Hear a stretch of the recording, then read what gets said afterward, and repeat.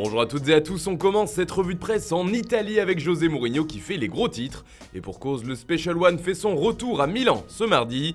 Il revient à l'Inter. Un moment important, lui qui a tant marqué l'histoire récente des Nerazzurri, avec surtout une Ligue des Champions remportée en 2010. Ce mardi, l'Inter accueille donc l'AS Roma en quart de finale de la Coupe d'Italie, comme le rappelle le Corriere dello Sport. Pour l'occasion, Massimo Moratti, ancien président du club lombard, a eu des mots très élogieux à l'encontre de son ancien coach. Mou gagnera aussi à Rome, affirme-t-il. Même son de cloche en couverture de Tuttosport qui met également en avant les propos de Moratti, qui souhaite un bon retour à la maison pour le technicien portugais. Ce dernier fait aussi la couverture d'Il Romanista aujourd'hui, preuve que cette affiche de coupe est dans toutes les têtes ce mardi.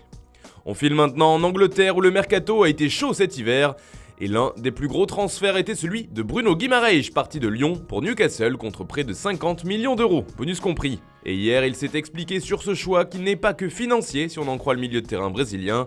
Le projet m'a conquis, a-t-il avoué.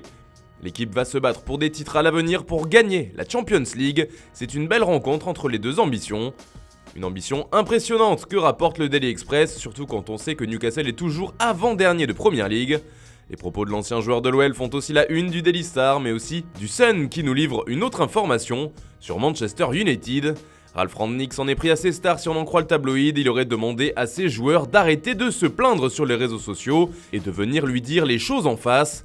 Et toujours selon The Sun, deux joueurs étaient particulièrement visés par cette sortie de Rangnick, Jesse Lingard et Anthony Martial avant qu'ils ne soient prêtés. Toujours en Angleterre, Christian Eriksen fait également la une des journaux car il fait son grand retour, lui qui s'est engagé avec Brentford pour 6 mois. Et son premier entraînement depuis son accident cardiaque n'a pas été une mince affaire. Un premier jour très dur, a-t-il expliqué, comme le montre le Daily Mirror. The Times de son côté aussi met en avant la nouvelle vie de Christian Eriksen, de retour sur les pelouses anglaises. En revanche, ce qui fait les gros titres du Daily Telegraph, c'est le retour de l'hooliganisme outre-Manche. Selon le journal, la Première Ligue et la Fédération anglaise ont demandé un examen d'urgence pour lutter contre le retour et la hausse du hooliganisme. Cette montée de la violence chez les fans fait aussi la une du Times dont on parlait tout à l'heure. Le journal parle de plusieurs incidents à travers le pays avec comme dernier exemple les joueurs de Nottingham Forest qui ont été attaqués sur le terrain par un fan de Leicester durant leur célébration. En France maintenant, Marco Verratti fait la couverture de l'équipe. Le milieu de terrain du Paris Saint-Germain a livré une interview au quotidien dans laquelle il avoue son obsession du beau jeu et explique que les gens le prennent parfois pour un fou. Il a aussi fait une belle déclaration d'amour à la Ligue 1. En revanche, il en a profité pour critiquer les arbitres qui manquent de remise en cause selon lui. Un de ses coéquipiers est présent dans les colonnes du Parisien, c'est Kylian Mbappé. Le journal local affirme que la motivation de Mbappé restera la même malgré le prochain adversaire en Ligue des Champions qui est le Real Madrid, le possible futur club du Français, qui affirmait justement qu'il donnerait tout face au merengue. Il compte bien impressionner tout le monde du côté de Madrid, alors que le journal précise qu'un départ reste de loin l'option la plus probable pour lui. C'est aussi ce qui ressort de la couverture du journal AS, même si pour le quotidien ibérique, c'est surtout pour éviter de froisser les supporters du PSG que Mbappé a fait ses déclarations. Il veut la fête en paix, titre le média, qui ajoute donc que c'est sa stratégie pour garder le soutien des fans parisiens, car le grand match entre le PSG et le Real Madrid arrive à grands pas. Et comme le rapporte Marca sur sa une, la Casablanca regarde vers Paris. Les Madrilènes retrouveront Benzema et Mendy pour l'occasion, tandis que Vinicius affichera sa meilleure version, affirme Marca.